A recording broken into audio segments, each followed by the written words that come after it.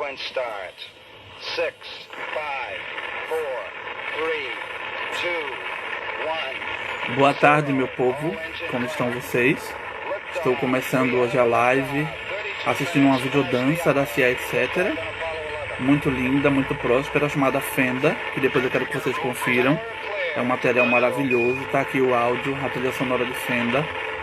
Enquanto eu espero o meu amigo Felipe Sena, enquanto eu espero todos os convidados dessa live, vamos escutando aqui a trilha sonora de Fenda, da Cia Etc., que está completando 20 anos, e eu estou bem feliz com isso, porque são meus amigos, tem uma história muito linda na dança pernambucana, e acho maravilhoso que a gente possa prestigiar as pessoas. E vocês, como estão? Estão chegando aqui os amigos, os convidados, enquanto a gente vai curtindo esse som maravilhoso.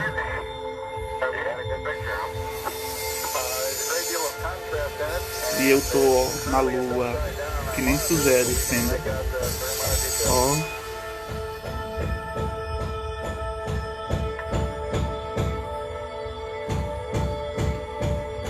Meu amigo Felipe, já tá por aí? Posso te chamar para iniciar esse movimento comigo?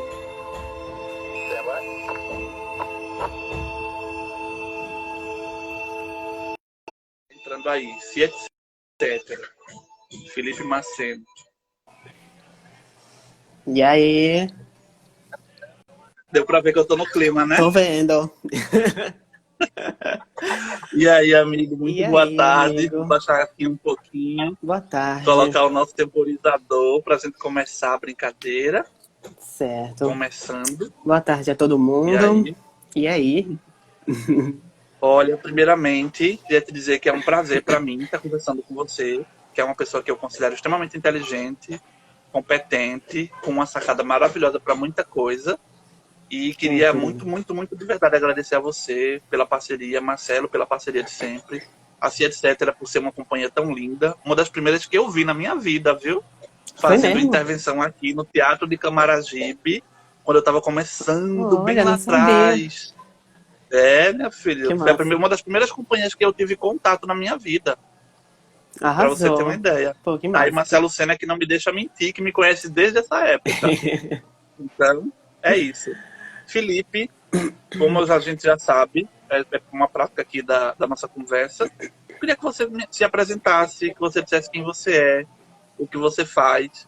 Queria pedir desculpa se tiver algum barulho, porque o vizinho está fazendo reforma para o inverno, então eu não tenho muita escolha, eu moro num lugar com várias pessoas e a gente precisa respeitar os barulhos da cidade, né? Mas é isso, seja muito bem-vindo, se apresente e a gente está aqui para fazer aquele velho bate-papo de sempre. Joia. É com você. Bom, obrigado, Danilo. Queria agradecer pelo convite para essa live, para esse bate-papo. Que massa que isso tá rolando. Eu acompanhei o de Hudson na semana passada e, enfim, que massa esse projeto. Tá rolando também um som aqui, um samba já começou aqui no vizinho, Sabadão na Rua Cuba. Então talvez atrapalhe Eu aí amo a Rua Cuba. Tá rolando a festinha aí já. É um prazer imenso também estar aqui conversando contigo, amigo. Então, meu nome é Felipe Macena, eu sou artista da dança e do cinema, faço parte da Cia Etc. há cerca de 6 anos, a companhia está completando 20 anos agora, sou formado em cinema audiovisual pela FPE e na companhia eu danço há 2 anos, mas antes disso eu trabalhava exclusivamente com vídeo, então... trabalhava na criação de videodanças, de documentários, de registros dos espetáculos, das intervenções, em toda a parte de vídeo e de material promocional também para a internet, de divulgação, que fosse audiovisual. Eu me dedicava a isso, agora também dançando já há um tempinho. E também como artista pesquisador, de todas as pesquisas que a etc. fez de lá para cá. Então... A companhia já tem uma história com audiovisual muito antes de mim. Já realizava muitas videodanças, inclusive com o Breno César, que era parte da Cia Etc. Um abraço, Breno. E produziam muitas coisas. E eu entrei quando o Breno saiu. E a companhia já tinha uma história de memória, assim, de ter essa memória guardada da história da companhia, dos espetáculos, de todo o material de temporadas e tal, que a companhia fazia. E quando eu entrei, eu já senti essa energia de Marcelo, assim, de gostar muito do audiovisual, de querer criar no audiovisual e também essa coisa da memória. E é muito interessante, foi muito interessante para mim porque assim, eu dançava quando era criança, mas eu não dei continuidade à minha vida na dança, e acabei indo pro cinema. E mais tarde, né, quando eu conheci Marcelo em 2014, acabei voltando para dança agora já com essa bagagem do cinema, né? E eu não conhecia muito sobre videodança, eu conheci basicamente o que eu conheci videodança aqui na companhia, né? E com as pesquisas que a gente fez, as coisas que o Marcelo me mostrou. Eu já tinha visto videodanças antes, mas eu nunca tinha me aprofundado muito nessa área. E foi bem interessante para mim isso. Teve uma pesquisa que a gente fez chamada Sobreposição, que foi a pesquisa que resultou na videodança Dança Macabra. E essa pesquisa a gente estudou a história da dança, a história do cinema, e a gente foi fazendo interseções, assim, de como determinado corpo de determinada época do cinema, de determinado movimento, escola, por exemplo, dialogava com alguma escola ou movimento na dança. E aí a gente foi estudando essa história, e a gente foi chegar lá no primeiro cinema, né, no começo do século passado, e aí já se filmava, quando começaram a filmar as coisas, se filmava de tudo, um trem chegando na estação e tal, e se filmava também pessoas dançando. Só que não se pensava que isso é uma videodança, nem nada desse tipo. Essa ideia só foi surgir muito mais pra frente. Só que aí foi interessante pensar como o cinema, que é uma arte nova comparada com a dança, as obras de cinema, do audiovisual, elas são a memória de si mesmo, né? As cópias dos filmes, elas guardam, a obra é a memória dela mesma ali, o material físico, né? Que a gente assiste. E a dança, enquanto cena, não tinha, até então, não é que não tinha como registrar, tinha como outras formas de registrar que não era audiovisual. Por exemplo, escrita, né? Eu acho que Laban tinha um método de escrever a dança como partitura, ou enfim, encontrava-se outras formas para que a dança, determinadas danças ou coreografias, enfim,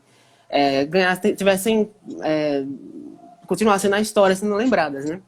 Quando chega ao audiovisual, a coisa muda, porque agora a gente pode filmar essas danças. E aí a gente tem como guardar esse registro, guardar essa memória das danças, vendo e ouvindo, né? Ouvindo mais tarde, depois do advento do som, no cinema. Mas agora a gente tem esse poder de registrar a dança. E aí rola eu fui seguindo esse caminho aí, essa parceria aqui da companhia, dentro da companhia, de registrar a dança, de guardar a dança, mas também de criar a partir dessa união de audiovisual e dança. O que é que a gente pode fazer a partir disso? É interessante a gente pensar que um vídeo de uma dança, de um espetáculo, por exemplo, e o espetáculo em si são coisas muito diferentes. A experiência de eu estar vendo a dança criada para a cena, estar lá pessoalmente, é uma coisa. O registro dessa dança é outra experiência. Então, como o audiovisual pode colaborar nesse sentido? Como vai funcionar essa coisa do registro dessa dança? E uma outra coisa interessante de se pensar, falando muito em videodança aqui, né? Que é essa diferença entre videodança e um registro de dança. Que o registro de dança, o interesse dele é aprender aquele momento, aquele fato, que é aquela dança acontecendo ali, deixar registrado, guardado aquilo. Enfim, para usos diversos. E uma videodança, ela não é que ela não tenha esse interesse de registrar e guardar aquele fato, mas ele tem interesse de desenvolver essa linguagem do cinema junto com a linguagem da dança, criando uma obra à parte, uma obra que ela é feita para aquilo ali, para ser vista numa tela, e não para ser vista numa cena. Então, assim, tem essa coisa do registro de dança, da videodança, o que é que caracteriza cada um, e foi um aprendizado muito grande, assim, dentro da etc, nesse sentido. Inclusive, aprender a filmar corpo, assim, isso foi uma coisa que na universidade, por exemplo, não estudei, não conheci muito com o Marcelo, assim, que é como a gente ganha no cinema narrativo, no cinema mais convencional, ou enfim, qualquer outro tipo de cinema, mas que você tá filmando gente, como você ganha estudando videodança, Você aprende a filmar corpo, você aprende a filmar movimento, sabe? Você... Enfim, você levantou o dedo, você quer falar? Você pode interromper. Não, eu queria fazer uma pergunta, porque você foi falando, e eu lembro que uma das primeiras coisas que eu me perguntei quando vi uma videodança foi o seguinte: como é que eu sei? Como é que, olhando para o elemento, eu sei que aquela linguagem dali é uma videodança? O que é que eu, como pessoa leiga, quando olho para uma videodança, para um processo criativo, como vocês têm muitos e eu tenho visto, que isso é uma tendência no Brasil a crescer no universo da dança, como é que eu posso identificar quais elementos assim são cruciais para que eu possa identificar uma videodança? Boa pergunta, Danilo. Geralmente, o artista já coloca essa obra com essa categoria. Isso aqui é uma videodança. Né? Você vai no festival de videodança, você já espera que aquelas obras ali vão se enquadrar dentro dessas categorias. Aí os artistas vão desafiar isso, vão expandir nisso. Mas se você tá vendo uma obra assim, tipo, colocou na internet, tá tocando e você não sabe como classificar, por exemplo, eu não sei nem até que ponto quando a gente dá oficina de videodança, a gente faz o seguinte: a gente apresenta uma série de vídeos no começo. A gente apresenta uma propaganda de perfume que tem uma pessoa dançando do começo ao fim. A gente apresenta um videoclipe, que é todo de dança. A gente apresenta uma cena de musical. A gente apresenta uma videodança no meio dessa história. E aí, o que é que separa um vídeo do outro que tem pessoas dançando? Não só pessoas dançando, mas que utiliza a linguagem específica da videodança. A câmera dançando junto com o corpo que está em cena. Às vezes não tem nem gente na cena, mas você faz uma videodança com outros objetos, enfim. Depende muito de como a obra está sendo apresentada mesmo, amigo. Mas, assim, como eu vejo a videodança é que o foco, de fato, não é em vender uma outra coisa, como é no caso do videoclipe, como é no caso de uma propaganda, que está querendo vender uma ideia para você de algum produto, ou de uma banda, de uma música e tal. Não necessariamente vender, mas está associado ali a uma outra coisa, né? Funciona quase como uma propaganda da música. Originalmente foi pensado assim, inclusive.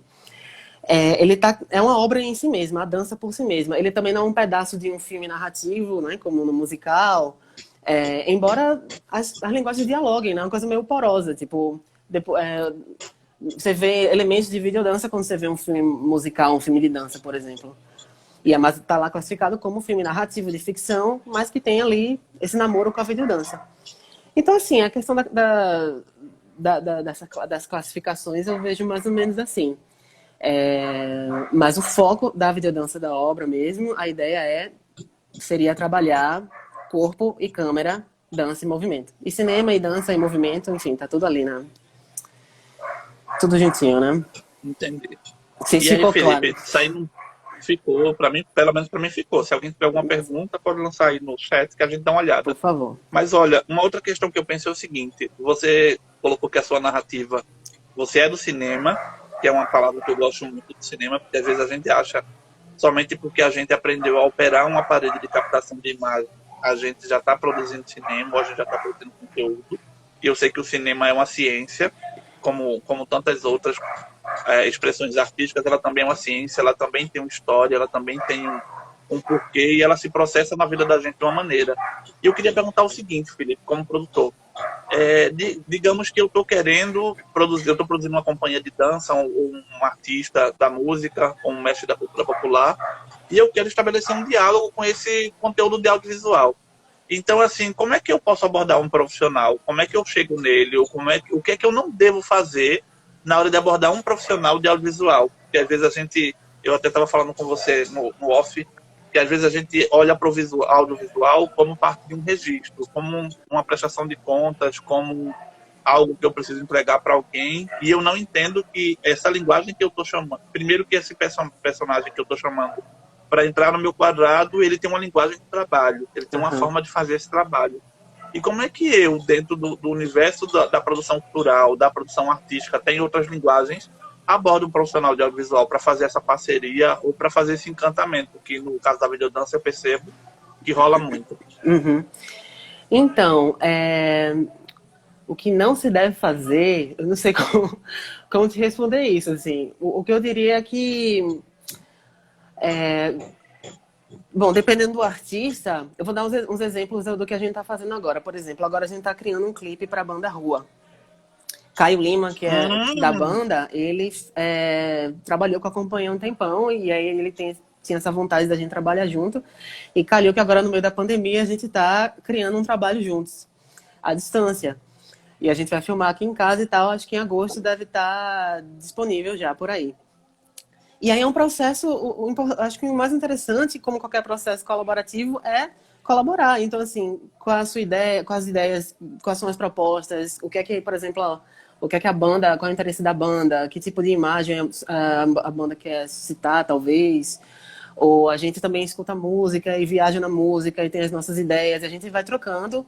Geralmente, assim, acho interessante, tratando de audiovisual, começar bem cedo, dá pelo menos, assim, uns bons, dependendo do tamanho do projeto, né? Uns bons meses, assim, uns 2 meses pelo menos, não sei, pro clipe já faz um tempo, para ir deixando amadurecer a ideia e dar tempo de produzir o processo todo do filme e o que é que vai ser no final.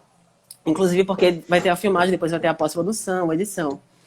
Mas, assim, presença, conversar e talvez, assim, nem todo mundo entende de como funciona o processo de gravação de um vídeo, por exemplo, mas é interessante também a gente se escutar, assim, porque eu já tive algumas experiências em que isso não rolou, assim, foi meio distante, acabou que o resultado final não foi exatamente o esperado por nenhuma das partes, mas não teve tanto diálogo, assim. Isso serve para qualquer tipo de colaboração. Conversa, o que não sabe pergunta, o pessoal do audiovisual, por exemplo, que vai trabalhar com a pessoa da música, talvez não saiba exatamente o que fazer com um videoclipe, por exemplo. E aí conversa, pesquisa e tal, enfim. É isso, acho que a conversa, o diálogo e a colaboração é o ideal, assim. certo. E eu te pergunto o seguinte: a gente está vivendo um momento agora em que todo mundo está produzindo muito, principalmente audiovisual. Uhum, Tem uma galera que foi convidada agora no edital do Itaú, do Respiro, uhum. para poder fazer aquele conteúdo que é de 3 minutos, que tem um Sim, sim, tema, tem uma sim. provocação, que está com esse questionamento aí aguçando e sendo aguçado. E eu te pergunto o seguinte, Felipe, numa companhia como a Etc., que completou 20 anos, que já tem uma maturidade, que sabe o que quer da vida, qual é a experiência, por exemplo, de você levar um conteúdo como esse que você falou, né? Que vocês saem dando oficina de videodança, que vocês têm essa abordagem. Quais são os desafios de sair por aí com uma linguagem que eu particularmente, para mim, é muito nova, Uhum, que ainda não chegou em todo mundo como um conceito, como uma linguagem que é específica, que produz um material muito específico, como você acabou de me explicar. Como é estar vivendo isso? Como é estar participando de um circuito em que você está construindo algo que antes a gente não tinha tanto acesso? uhum. Rapaz, nesse processo agora de pandemia, nessa história que está acontecendo, de isolamento social, e aí a companhia está completando 20 anos, a gente perdeu 2 viagens, 2 apresentações que a gente ia fazer em outros estados, e a gente ficou, e agora, o que é que a gente vai fazer daqui para frente? Enfim, ninguém sabe, né? É, o que a gente tem se segurado é, tipo, bom, a gente está passando por uma reformulação agora, nesses 20 anos, a companhia agora somos eu e Marcelo, e a gente está se dedicando bastante agora à questão do online mesmo. Então, estamos investindo bastante no YouTube, estamos investindo nesses materiais de vídeo. Tem vários materiais da gente que não estavam disponíveis e a gente está colocando tudo no ar agora. Está organizando o YouTube, porque é o nosso cartão de visita. Né? A gente investia muito no site, mas agora a gente também está colocando isso para o YouTube, porque muita gente também chega por ali pelos trabalhos da companhia. É uma companhia que tem um material já extenso nesses 20 anos de produção. E tem sido o foco da gente mesmo, assim, tentar se conectar com o público através desses trabalhos e agora online, porque vai ser o meio, né? Até a gente não sabe quando. E apresentar a videodança geralmente é um público mais restrito mesmo, assim, pelo que eu vejo, mas geralmente as pessoas se encantam muito quando elas assistem, sabe? A gente deu uma oficina, eu não lembro qual foi a cidade, geralmente todas as cidades que a gente vai, que rola oficina, geralmente com adolescentes, com jovens e tal, rola um encanto muito grande, sabe? Das crianças e dos jovens, assim. Eu lembro muito da empolgação sei lá, A gente circulou pelo estado no começo do ano passado e a gente levou as videodanças e as crianças piraram. A gente gravava videodança com elas na sala, depois elas super empolgadas, aí dizia que ia gravar em casa depois com a mãe, com o celular e tal. E inspirava elas para fazer. Marcelo uma vez foi na cidade também, eu acho que foi Triunfo, e apresentou no teatro lá, e as crianças no final, do final de Dança Macabra, da sessão, começaram a recriar os movimentos do palco, junto com o Marcelo, assim. Então rola essa... Eu não quero usar a palavra contaminação. Rola essa... Enfim, inspiração. Rola esse efeito em cadeia, né? Isso, exatamente. Vai inspirando, assim. E tá aí, um monte de criança que conhece o que é videodança agora, assim. E sei lá o que vai surgir daí, né? Rola muito isso nas cidades. E agora a gente tá pensando em como fazer isso online, assim. De como vai ser esse contato com as pessoas à distância. E, assim, investir de fato em trabalho, tanto nesses registros que a gente tem, de colocar eles disponíveis na internet, e fazer coisas novas até que a gente possa estar na rua de novo. Uma coisa que eu penso é que, por exemplo, tem um espetáculo, o último espetáculo da gente, Tandã, é um espetáculo que foi pensado originalmente para crianças cegas. Mas inclui todas as crianças, mas todo mundo entra de olho fechado com os óculos mágicos. Esse espetáculo não tem como registrá-lo, por exemplo, para colocar na internet. Porque é um espetáculo que não é para ser visto. A gente tem um registro dele, entre aspas, assim, filmado dele, né, do espetáculo acontecendo, e eu filmei ele todo em volta. Mas o espetáculo não é aquilo, porque ninguém vê nada quando entra, ninguém vê a gente, ninguém vê nada daquilo. Então, como registrar um espetáculo desse para estar na internet? Assim, depois de muito pensar, eu acredito que um registro de Tandã mais fiel à experiência do que é Tandã seria um depoimento da criança depois de sair do espetáculo. Porque o espetáculo aconteceu ali, na imaginação dela, na cabeça dela. E cada criança vem com uma história diferente, por exemplo. Pegando esse gancho, Felipe, como você falou, né? Nem tudo cabe uma obra como a gente imagina. Tá vendo que precisa ter esse olhar aguçado, mas o audiovisual cabe em tudo. Porque se eu não consigo registrar a obra como você está pensando, mas você diz, eu vou fazer um registro dessa criança, isso pode gerar um doc, isso pode gerar um mapeamento no Brasil das impressões de Tandã, isso é um conteúdo audiovisual. Sim. Mas para eu poder ter essa sacada, eu tenho que estar junto com um profissional que tem essa expertise, que sabe como a linguagem vai chegar nesse lugar e como eu vou ter, inclusive, um contato com esse público, porque existe uma didática nesse processo. Uhum. Então não é simplesmente eu quero filmar porque para mim cabe filmar e de repente eu estou pegando um recurso que eu poderia aproveitar para uma outra finalidade e estou jogando para algo que talvez não tenha o mesmo efeito, entendeu? Uhum. E eu tenho uma pergunta para te fazer, é o seguinte: Isso. Eu tenho percebido que esses canais que estão sendo colocados hoje pelos artistas, alguém me falou, e eu vou iniciar aqui uma campanha, que muita gente precisa estar com 1.000 inscritos para fazer determinadas atividades. E aí, como é isso para vocês, na linguagem de dança? Como é que tem sido essa campanha de vocês? Aproveitar e chamar aqui o público para conhecer o canal do YouTube da CIA, etc., para ver muito conteúdo de qualidade. E como é que funciona isso para vocês? Como é essa guerra no YouTube e nesse universo do web marketing? Como é que está sendo isso? Olha, é interessante você perguntar isso, porque nesse processo de reformulação da companhia, a gente tem repensado como a gente vai lidar com a internet. Eu e Marcelo, pessoalmente, a gente meio que se distanciou de redes sociais, né, nesses últimos meses. Dado tudo que está acontecendo, não só com a pandemia, mas com o Brasil, a gente acompanha as notícias, as informações, mas a gente meio que deu uma distanciada, assim.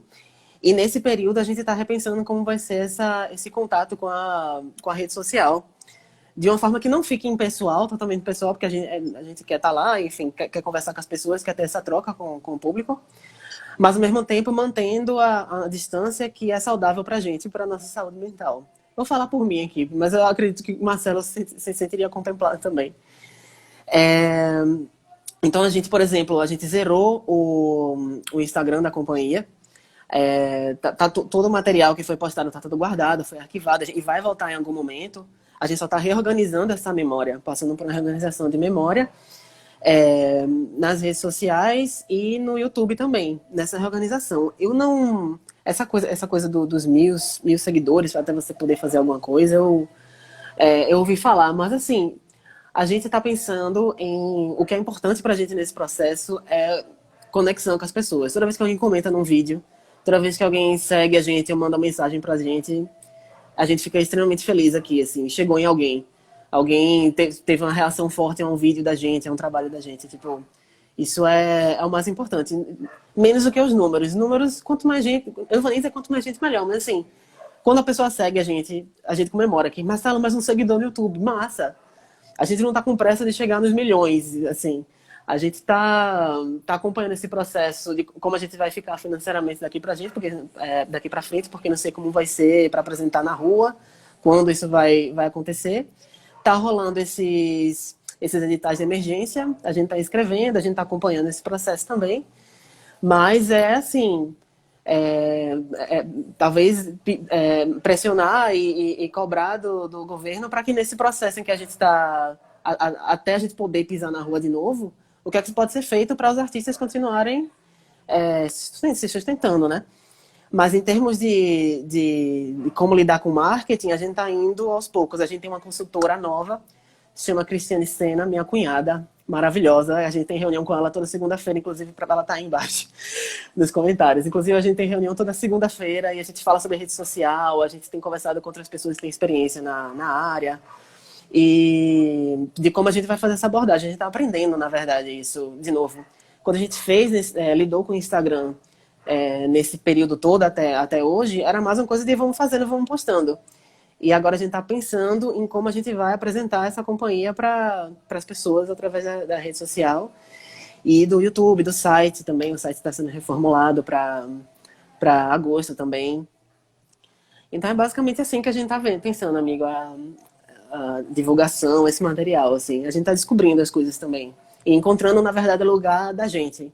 O que é confortável para a gente, ou se desafiar também a fazer certas coisas.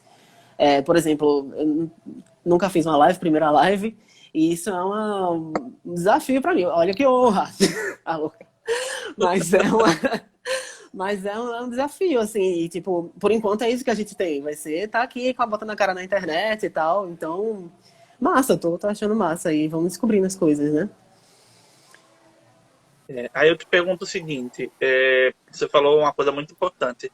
A gente precisa pensar como a gente vai pagar as nossas contas, como a gente vai comer e como a gente vai reformular o mundo, né? Porque a gente nem sabe que tipo de mundo a gente vai manter, sobretudo num país que politicamente está afundado. A gente basicamente está com a cabeça numa bacia d'água e buscando um respiro que não está chegando. Uhum. E enquanto classe artística, muita gente não está acompanhando, mas a gente precisa acompanhar a discussão da Lei Aldir Blanc, Sim. que trata da questão da lei emergencial da cultura, porque fazer cultura para muita gente não é brincadeira e não é passatempo, é negócio, é trabalho. Sim.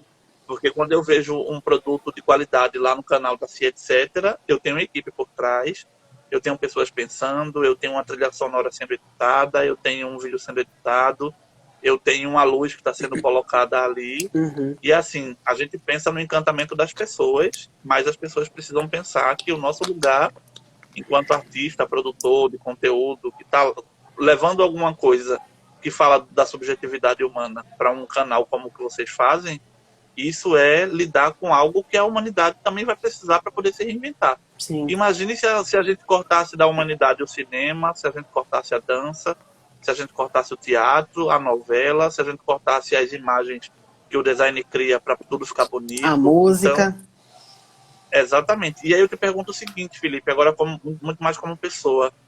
Como é que está sendo para você, assim, pensar que o audiovisual vai encontrar um lugar, um caminho, que ele precisa construir uma linguagem talvez nova, com outras ferramentas, para estar nesse espaço, de forma política também, porque a gente sabe que as salas de cinema, elas sofreram um grande golpe com essa paralisação. E como é que para você, qual é a fala que a gente pode deixar aqui para o pessoal do mesmo setor que você, para se animar, para se contemplar? Qual é o tipo de desafio que vem por aí agora? Ai, amigo, a questão da animação eu vou tentar encontrar.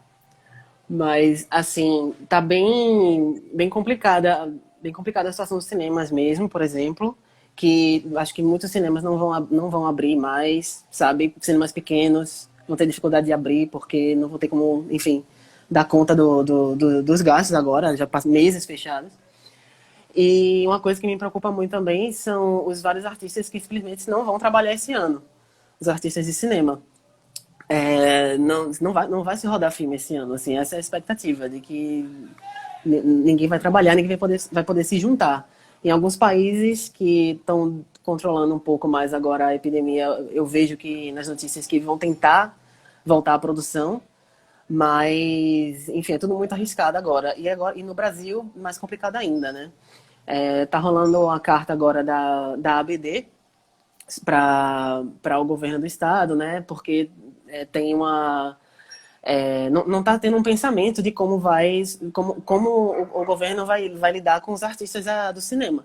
Simplesmente não está tendo uma conversa agora.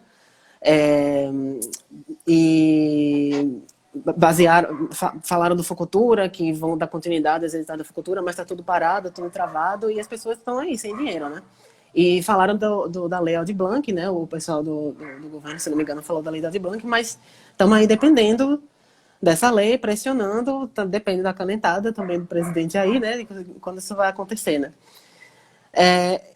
Amigo, eu não sei, eu realmente não sei o que vai ser, como vai ser essa questão do audiovisual, mas, assim, é importante a gente tá muito atento mesmo e pressionando e criando esses novos meios de tá produzindo e de repensar essa produção.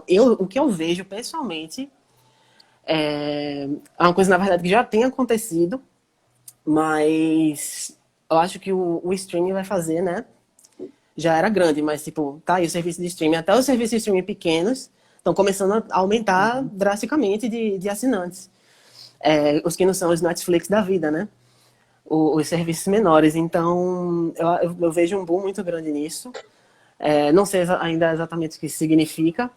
E eu realmente espero que os cinemas, sabe, consigam voltar. Vão voltar, assim. Mas eu sei que vai ser uma guerra ladeira acima, assim, sabe? Vai ser bem pesado. E, assim, a gente precisa se juntar, os trabalhadores do audiovisual, e já está se juntando, já está rolando essa carta, enfim, que a gente seja escutado, né?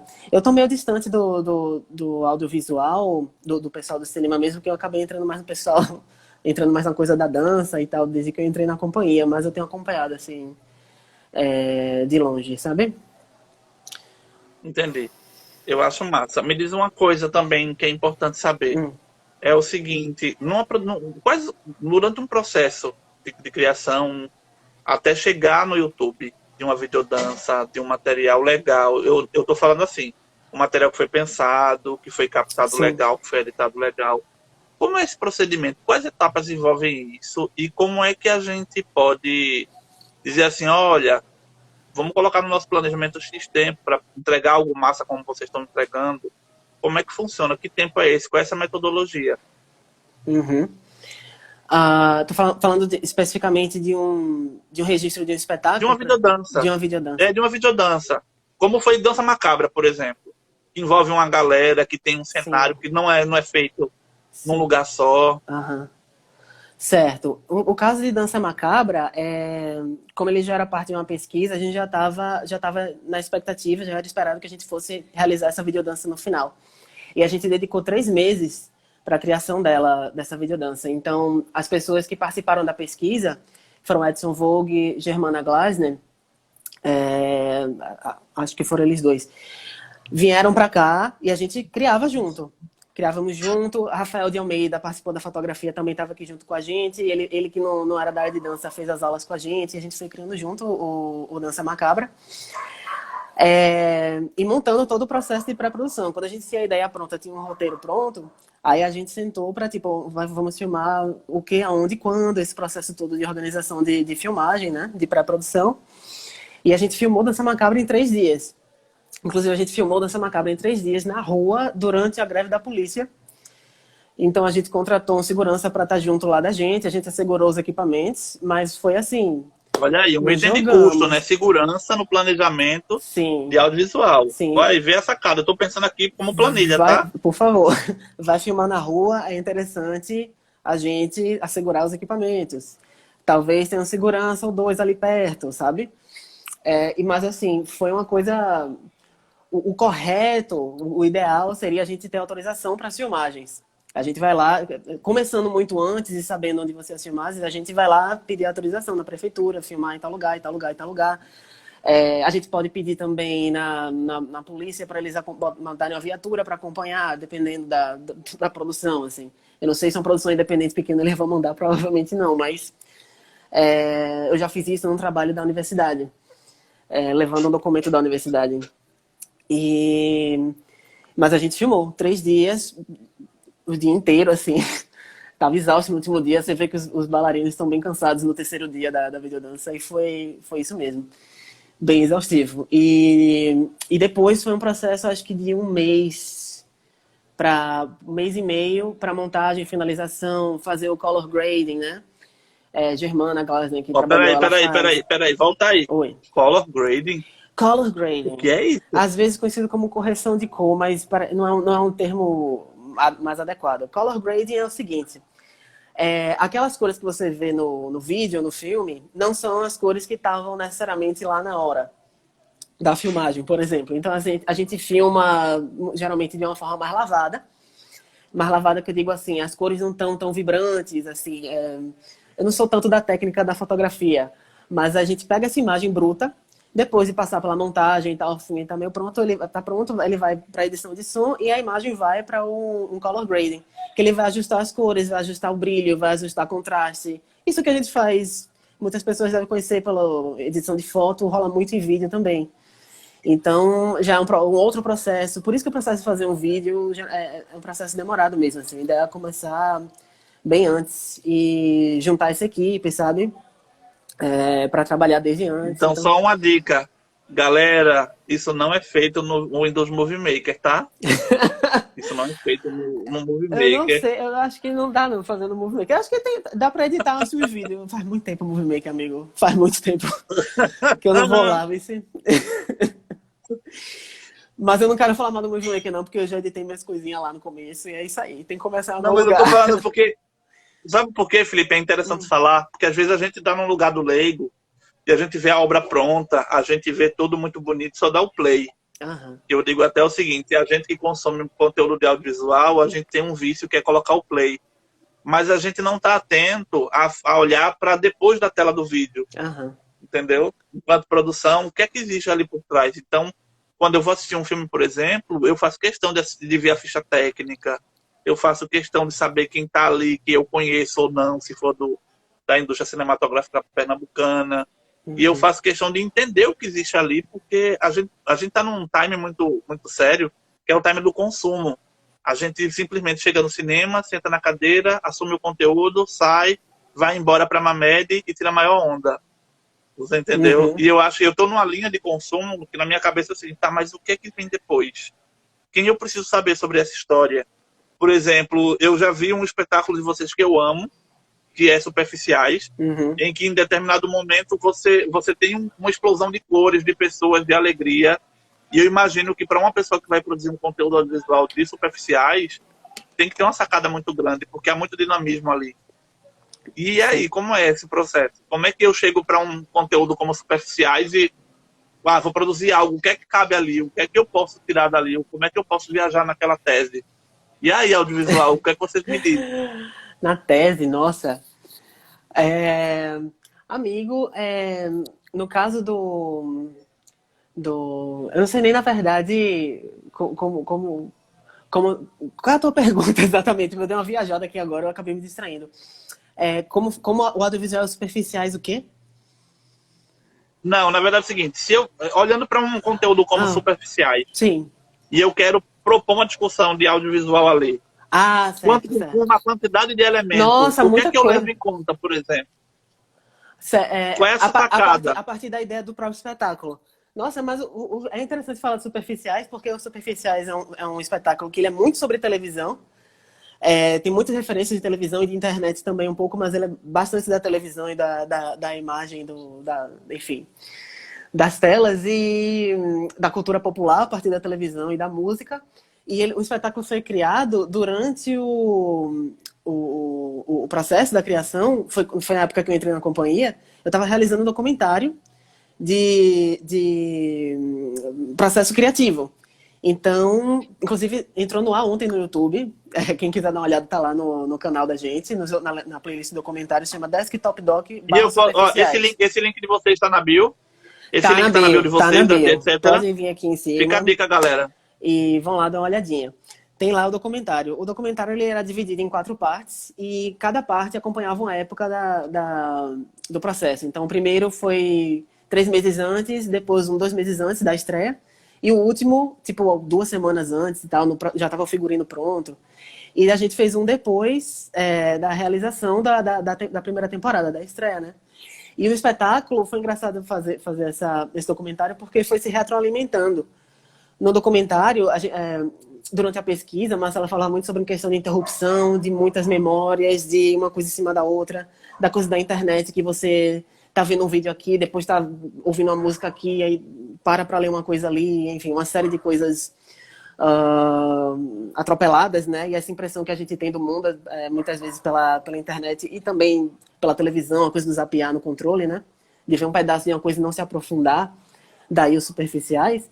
E aí, quando eu fiz o primeiro vídeo, que todo mundo assistiu, e eu fiz assim, tipo, ok, essa é a ideia, né? Vamos lá.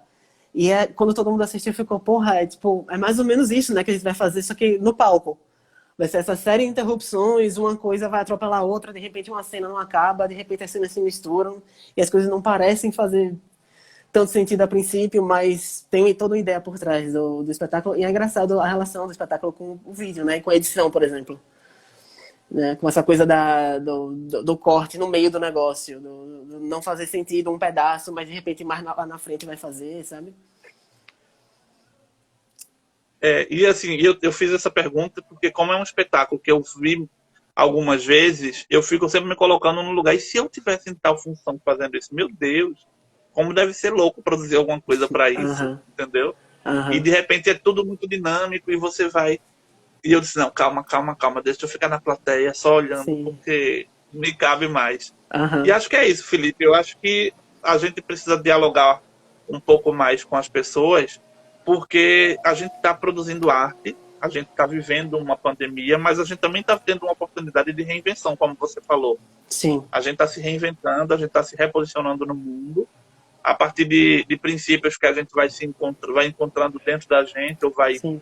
Tomando conhecimento que existe. Por exemplo, eu tenho por você e por Marcelo e pela CIA, etc., um carinho muito grande. Não é um carinho apenas profissional.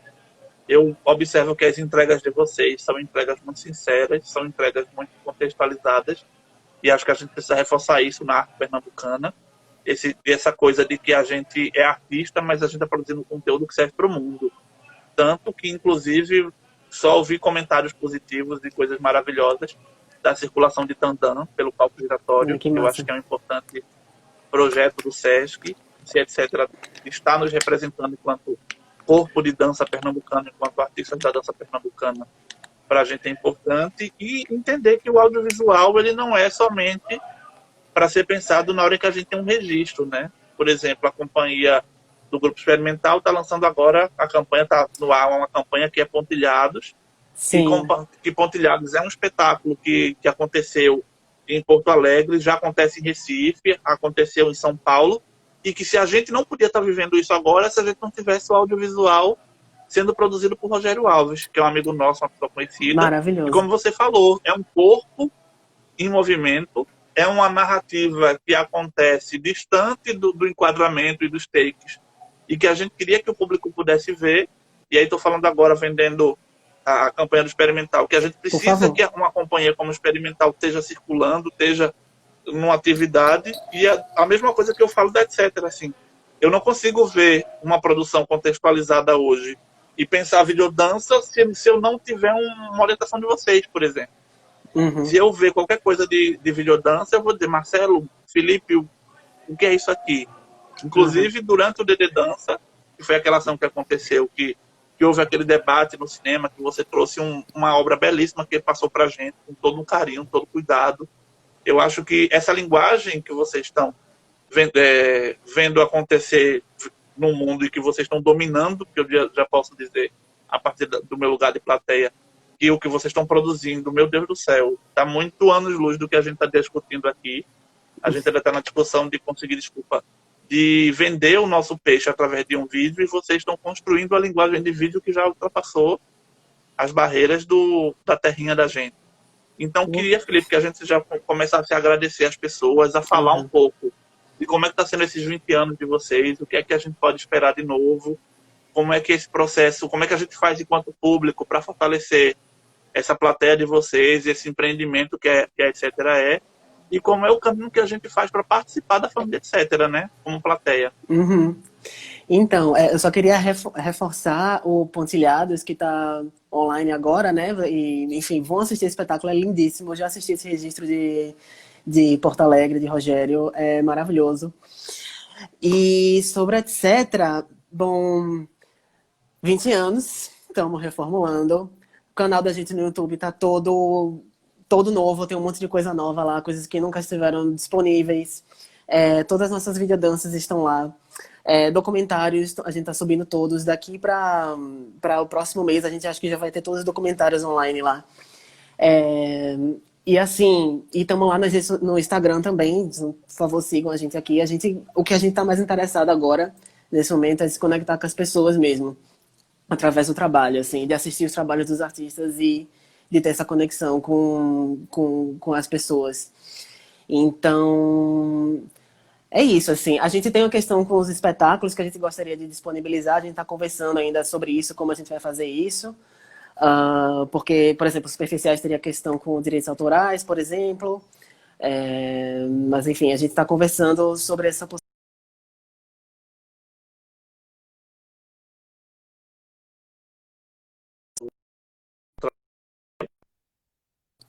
Agora voltou. Voltou? Para mim voltou, pelo menos. Joia.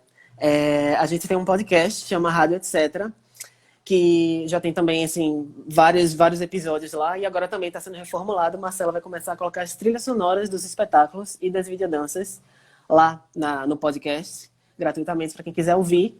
Então, procurem lá no aplicativo de podcast, Rádio Etc., que vai estar tudo disponível lá, as músicas, inclusive essa que vocês ouviram aqui no começo, que é a trilha sonora de Fenda, vai estar lá em algum momento.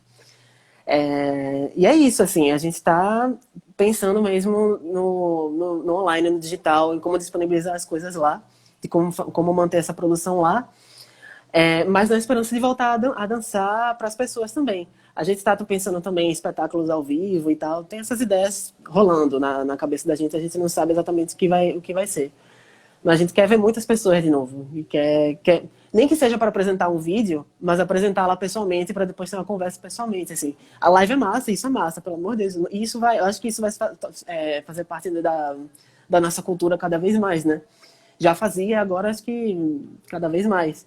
Mas a coisa do pessoal poxa, saudades. Amigo, muito obrigado mesmo, assim. Muito obrigado mesmo pelo convite, fico muito feliz, viu? Tá, deixa eu lhe dizer uma coisa. Tá. Assim, sim, achava que a gente ia encerrar.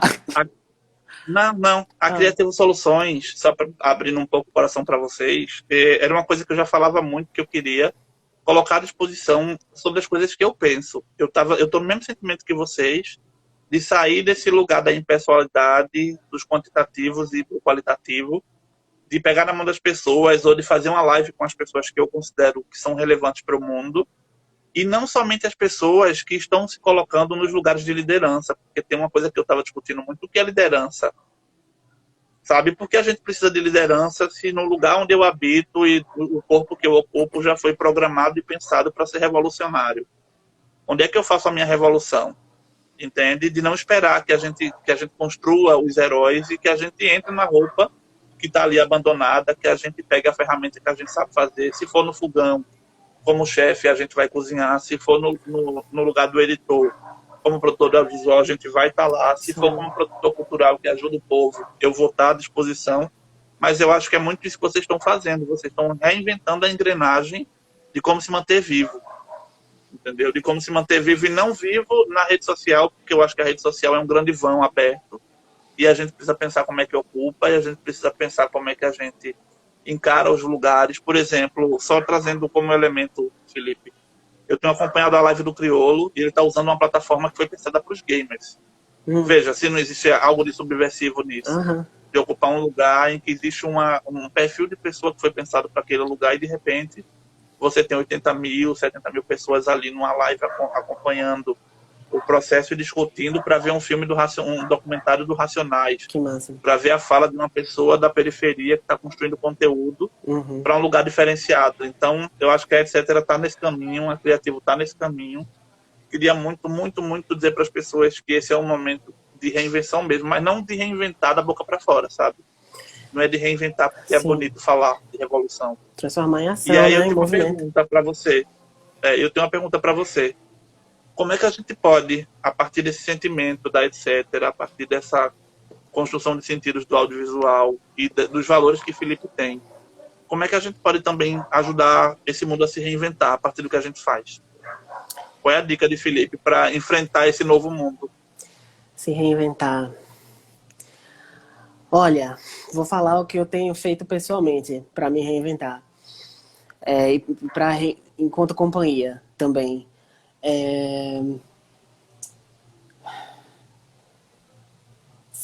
Que tipo de conexão a gente está tendo com as pessoas? Como a gente está se aproximando das pessoas? Quem a gente está ouvindo? E criar uma arte criar trabalhos que sejam, bom, primeiramente, extremamente pessoais pra gente, que sejam pessoais assim, que conversem muito com a gente, que a gente sabe que vai chegar nas outras pessoas. Mas não só por isso, assim, eu acho que repensando esse processo da companhia, de reformular a canal no YouTube, tipo, a gente tá pensando como a gente tá se colocando no mundo. Como a gente tá colocando esses trabalhos no mundo, como a gente tá se apresentando pro mundo, e eu fiquei totalmente enrolado agora, amigo, foi mal. Não, mas Fiquei um é pouco natural, é nervoso. uma fala do CPF, né, da CNTJ. Mas na verdade é um negócio tão grande, é um negócio tão imenso pra mim quando eu penso nisso, assim. É uma coisa que na verdade eu tô engatinhando, assim. É muito assustador tudo que tá acontecendo lá fora. Mas eu tô vendo muita gente repensando e criando outras formas de estar no mundo, de se conectar mesmo, assim. Quando você falou das redes sociais e que tem sido um processo mais complicado pra gente, você falou de um vão, na verdade é um caminho, é um meio, a gente está aqui conversando agora. Mas como é que o que é que a gente está conversando, o que é que a gente está colocando aqui, porque aqui a gente está trocando as energias também, né?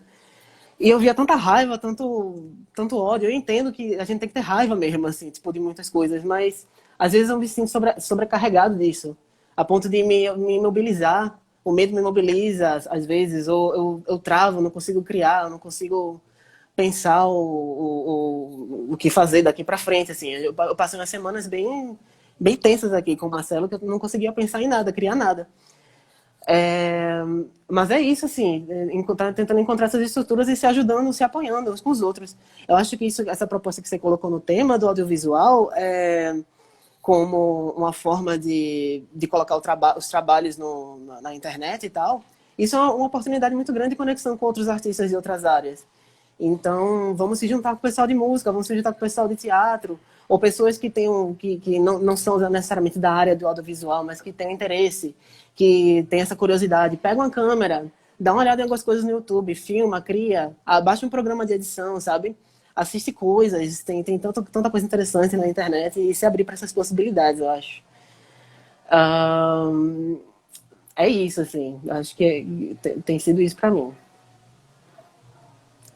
Então, amigo, eu realmente agradeço. A gente está chegando ao fim.